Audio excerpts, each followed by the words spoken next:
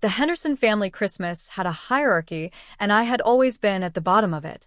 My older brother Marcus was a corporate lawyer at a prestigious Manhattan firm. My sister Victoria ran a successful real estate business that Dad had funded with a $2 million small loan. My younger brother Daniel had just made partner at his accounting firm at the age of 32, a fact that my parents mentioned approximately every 7 minutes. And then there was me, Sarah Henderson, the family disappointment, the one who had abandoned a real career to pursue journalism. Writing for free blogs again? Dad asked, his voice carrying across the formal dining room as the family gathered around the Christmas table. 23 relatives turned to look at me, their expressions ranging from pity to amusement. I saw your name on some website the other day. Couldn't even load properly on my phone. I took a bite of my turkey. It's investigative journalism, Dad. Is that what they call it now? Mom added, shaking her head with that particular expression of maternal disappointment she had perfected over 31 years. So embarrassing. I couldn't even tell the ladies at book club what you do. I just said you were in communications. Victoria Snortez. Communications. That's generous, Mom. She adjusted the diamond tennis bracelet Dad had given her that morning, a Christmas gift that probably cost more than my annual salary at the newspaper where I worked before going independent. Remember when she turned down that marketing position at my company? Could have been making 6 figures by now. I remember, Dad said, his disappointment thick enough to carve. Instead, she's living in that tiny apartment, writing stories nobody reads about things nobody cares about. I continued eating. The cranberry sauce was particularly good this year. Marcus leaned forward, his Rolex catching the light from the chandelier. I tried to read one of your pieces last month, Sarah. Something about pharmaceutical companies? Couldn't get through the first paragraph. Too dense. Too boring. That's probably why you're not getting any traction. Maybe if you wrote something people actually wanted to read, Daniel chimed in, like lifestyle content, recipes, travel tips, something with mass appeal. That's not the kind of journalism I do, I said quietly. That's the problem, Dad said. You don't do the kind of journalism anyone wants. You spend months on these investigations that get, what, a few hundred views? Meanwhile, your siblings are building real careers, contributing to society. You're 31 years old, Sarah. When are you going to grow up and get a real job? Aunt Patricia, Mom's sister and the family's unofficial gossip coordinator, took this as her cue. I was just telling Helen last week that it's such a shame about Sarah. All that education, all that potential, and she's throwing it away on these little blog posts. And still single. No husband, no children, no career to speak of. It must be so hard for you, Margaret. Mom nodded solemnly. It is, Patricia. It truly is. We did everything right with her. Private schools, the best opportunities. And this is what we get. At least she's not asking us for money anymore, Dad muttered, though loud enough for everyone to hear. That's one improvement, I suppose. I hadn't asked them for money since I was 24. But pointing that out would only extend the conversation, so I reached for more mashed potatoes instead. Cousin Bradley, Victoria's husband and the family's resident finance expert, decided to pile on. You know, Sarah, I ran some numbers the other day. Just out of curiosity. Based on what you would have earned if you'd taken the marketing position Victoria offered, you've lost approximately $400,000 in potential income over the past 7 years. That's not counting compound interest, retirement contributions, or benefits. Thank you for that analysis, Bradley, I said. I'm just saying, from a purely financial perspective, your choices have been suboptimal. He adjusted his designer glasses with a self-satisfied smirk. Some people just aren't built for success, I suppose. No shame in that. My younger cousin Melissa, fresh out of business school, chimed in. I actually read somewhere that journalism is a dying industry. Like, literally dying. Print media is collapsing, digital journalism doesn't pay anything, and AI is about to replace whatever's left. Have you thought about pivoting to something more sustainable? Content marketing, maybe? Or social media management? Those are actually in demand. I'll keep that in mind, I said, taking a sip of water. Uncle Richard, Dad's brother and a retired banking executive, leaned forward with the expression of someone about to deliver profound wisdom. The problem, Sarah, is that you've always been too idealistic. Too concerned with making a difference instead of making money. In the real world, idealism doesn't pay the bills. You can't eat principles. You can't retire on righteousness. That's a valid perspective, I acknowledged. See, that's exactly what I mean, he continued. You're too agreeable. No killer instinct. In my day, I would have argued back, defended myself, but you just sit there and take it. That passivity is probably why your career never went anywhere. I simply nodded and continued eating. The passivity he was criticizing was, in fact, strategic patience. I had learned long ago that arguing with this family was pointless. They had already decided who I was. Words wouldn't change that. Evidence might. My phone buzzed in my pocket. I ignored it. It buzzed again. And again. Can you silence that thing? Victoria snapped. We're trying to have a family dinner here. Though I suppose you wouldn't know about professional etiquette working from your apartment in your pajamas. The phone buzzed again. I pulled it out just enough to glance at the screen. The name there made my heart stop for exactly 1 second before I schooled my expression back to neutral. Probably another rejection email, Marcus said with a laugh. Or maybe a request for free content. That seems to be all you're worth these days. I slipped the phone back into my pocket without answering. The timing would need to be perfect. The conversation moved on to the annual Henderson Achievement Parade. Marcus was handling a merger worth $300 million. Victoria had just closed on a waterfront property development. Daniel's firm had been featured in Financial Times. And what about you, Sarah? Grandma Eleanor asked, her voice quavering but her eyes sharp as ever. She was 92 and still the most perceptive person in the family. What have you been working on, dear? Before I could answer, Dad cut in. She's been working on the same thing she's always working on, Mother. Nothing that matters. Nothing that pays. Nothing that we can be proud of. I looked at Grandma Eleanor and smiled slightly.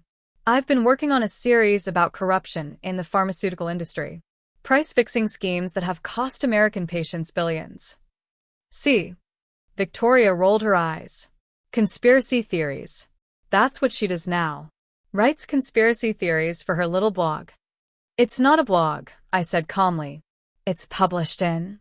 Does it matter where it's published if nobody reads it? Marcus interrupted. Sarah, we're not trying to be cruel. We're trying to help you see reality. You're 31.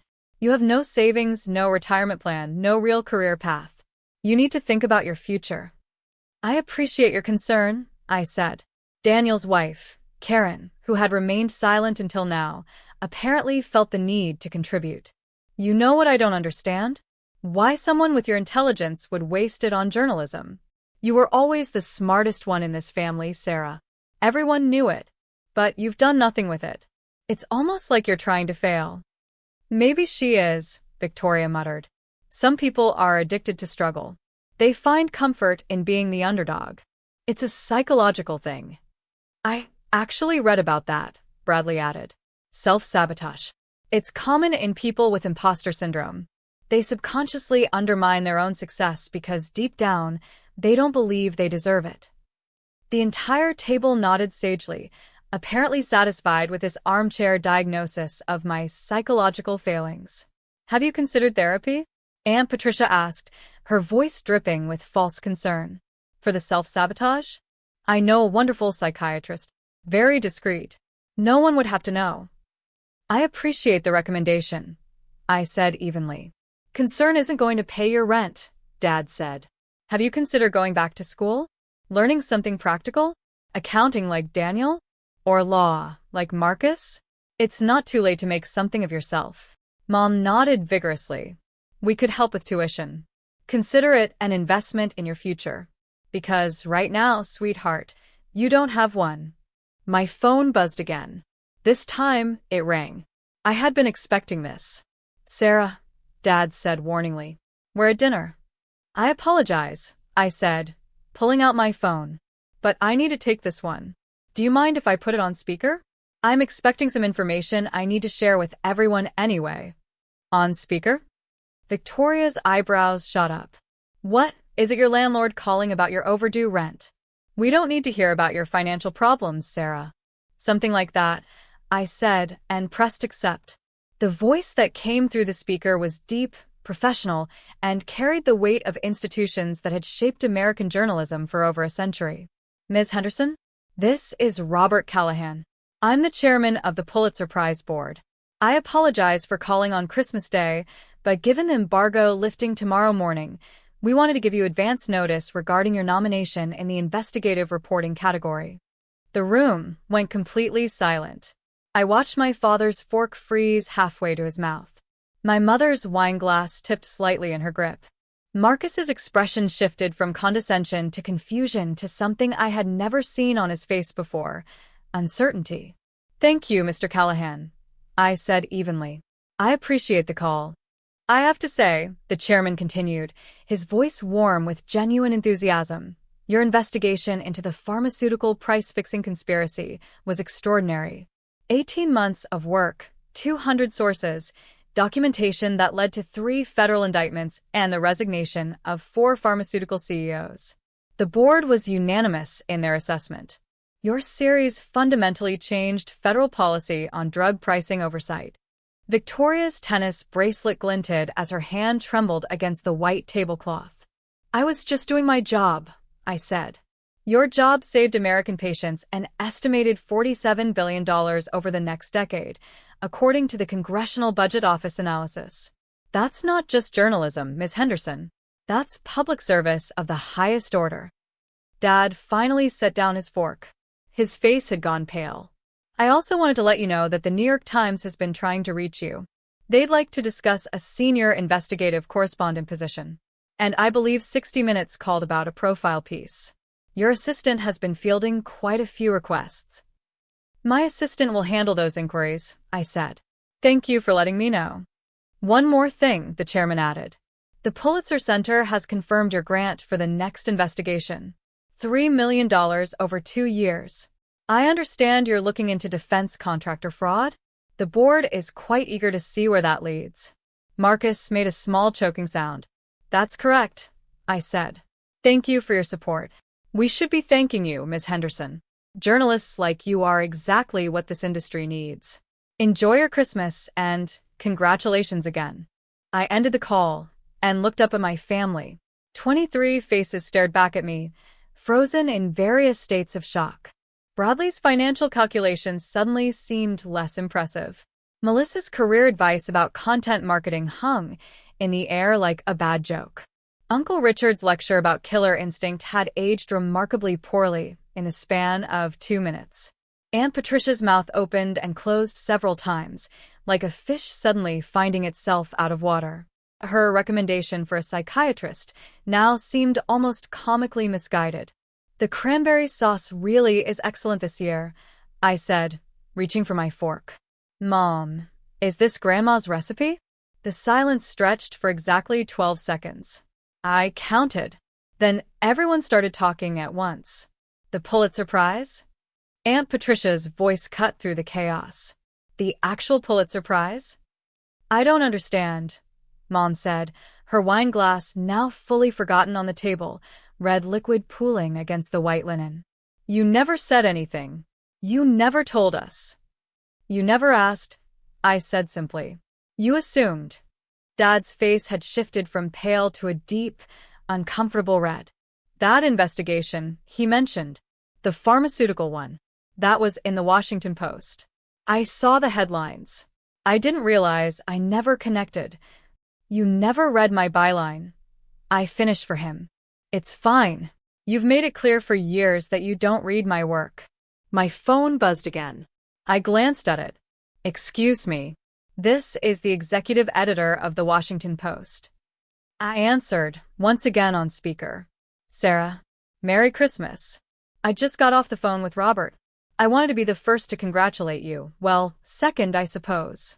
The newsroom is beside itself. We're running a special feature tomorrow on the investigation. Front page, above the fold. The managing editor wants to know if you can come in for a photo session at the print facility. I can arrange that, I said. Also, I don't know if Robert mentioned it, but Anderson Cooper's team has been calling. They want you for a special report on investigative journalism in the digital age. They're calling you the voice of a new generation of accountability journalism. Direct quote from their pitch. Victoria's face had gone from confused to something approaching ill. Her real estate empire suddenly seemed very small in comparison. I'll have my team coordinate, I said. Your team? Right. Still can't believe you have a team now. 4 researchers, 2 fact-checkers, and a documentary crew following your next investigation. That grant from the Pulitzer Center came through, I assume? It did. $3 million to investigate defense contractor fraud. You're going to nail them, Sarah. I know you are. Call me after the holiday. We need to discuss the book deal offers, too. There are 4 major publishers in a bidding war right now. I'll call you tomorrow. I ended the call. The table remained silent. Even the children, usually oblivious to adult drama, had stopped squirming in their seats. You have a team? Daniel finally managed. You have a documentary crew? For the past 8 months, I said. The defense contractor investigation required more resources than I could handle alone. 8 months, Marcus repeated, his voice hollow. You've had a team for 8 months. A $3 million grant. Publishers fighting over your book. And you never said anything? I met his eyes evenly. When, exactly, was I supposed to mention it? Between being told my work was worthless and being informed I had no future? During the part where you said you couldn't get through the first paragraph of my boring investigation? The same investigation that just got nominated for a Pulitzer? Marcus had no response. My phone rang again. This time I laughed slightly. This is becoming a pattern. Do you mind? No one objected. Ms. Henderson? This is Jennifer Walsh, personal assistant to Senator Mitchell. The senator wanted to call you directly to congratulate you on the nomination, but he's currently in a classified briefing. He asked me to convey that your investigation into pharmaceutical price fixing was instrumental in passing the Drug Pricing Transparency Act last month. He'd like to invite you to the signing ceremony at the White House in January. Mom's hand flew to her chest. Please thank the senator for me, I said. I'll have my office coordinate. Of course. And Ms. Henderson? The senator also mentioned that your upcoming investigation into defense contractors is of significant interest to several Senate committees. They may want to consult with you as their own investigations proceed. I'd be happy to discuss that after the story is published. Understood. The senator sends his regards and wishes you a Merry Christmas. I ended the call and returned to my meal. The White House. Dad's voice cracked. You're going to the White House? For the bill's signing, yes. It's not a social visit, Dad. It's professional recognition. Professional recognition, he repeated weakly. Grandma Eleanor was the first to break the strange, suspended silence that had fallen over the table. She reached over and patted my hand, her aged fingers warm against my skin. I always knew, dear, she said softly. I read every single one of your pieces. Subscribe to the Washington Post specifically for your work. That pharmaceutical investigation was brilliant. The way you traced the money through 17 shell companies, masterful. I squeezed her hand. Thank you, Grandma. You didn't need their approval, she continued, loud enough for everyone to hear. You never did. You had mine. And now you have the approval of the most prestigious journalism institution in the world. I imagine that feels somewhat satisfying. It does, I admitted. Dad pushed back from the table, his chair scraping loudly against the hardwood floor. Sarah, He stopped, struggling for words. Why didn't you tell us? We could have supported you. We could have. Supported me? I kept my voice gentle, but the words still landed like stones. Dad, I have told you. Every family dinner, every holiday, every phone call. I told you I was working on important investigations. I told you I was published in major outlets. I told you I was making a difference. You chose not to believe me. You chose not to read my work. You chose to assume I was failing because my success didn't look like what you expected. Mom's eyes had filled with tears. We didn't know, sweetheart. We didn't understand. You didn't want to understand. I corrected gently. There's a difference. Marcus is a corporate lawyer who helps wealthy companies avoid accountability. Victoria sells overpriced properties to people who can barely afford them. Daniel's firm was recently investigated for questionable billing practices. Yes, Daniel, I know about that. I'm an investigative journalist, remember? But those careers were impressive to you because they came with fancy titles and visible wealth. Daniel went pale. How did you? That investigation is sealed. I have sources everywhere, I said mildly. It's kind of my job. Victoria's face had gone from ill to furious, but she seemed unable to formulate a response. Her diamond bracelet caught the light again as she gripped the table's edge. The Pulitzer Prize, Aunt Patricia said suddenly, as if the words had just fully registered. The Pulitzer Prize. Do you know what that means? That's the Nobel Prize of Journalism. That's the most prestigious award a journalist can receive. Sarah, you're going to be famous. I supplied. Probably. The Washington Post feature runs tomorrow. 60 Minutes is filming next month. The book will be published next fall. And the documentary about the pharmaceutical investigation is already in post-production. Netflix acquired the rights last week. Netflix. Mom whispered. 7-figure deal. I confirmed. They're calling it The Conspiracy You Paid For. It's about how pharmaceutical companies colluded to overcharge American patients by billions while regulators looked the other way. The silence that followed was different from before. This wasn't shock or confusion. This was the slow, uncomfortable realization of exactly how wrong they had been, and for how long. My phone buzzed again. I checked it and smiled slightly. One more call, I said. This one's important. I answered on speaker. Sarah, it's David Chen from Columbia Journalism School. I'm calling because the board has made a decision about the endowed chair position. They'd like to offer you the Henderson Chair of Investigative Journalism. It comes with a full professorship, a research budget, and the opportunity to train the next generation of investigative reporters. The irony of the chair's name wasn't lost on us, by the way. Your family's donation from decades ago funded the position you've now earned on your own merit. Dad's face went through several colors in rapid succession. The Henderson Chair, I repeated, unable to suppress a small smile. That is rather ironic, isn't it? Your grandfather established it 40 years ago, and now his granddaughter will hold it. I imagine he would have been proud. I hope so. Take your time with the decision. There's no pressure. But Sarah? Speaking personally, not as a board member, your work is extraordinary. The students at Columbia would be lucky to learn from you. Thank you, David. I'll be in touch after the holiday. I ended the call and looked around the table at my family. The same family that had spent the last decade dismissing my career, belittling my choices, and treating me as the household disappointment. So, I said pleasantly, how's everyone's turkey? No one answered. I finished my meal in a silence that was, for once, entirely comfortable. At least for me.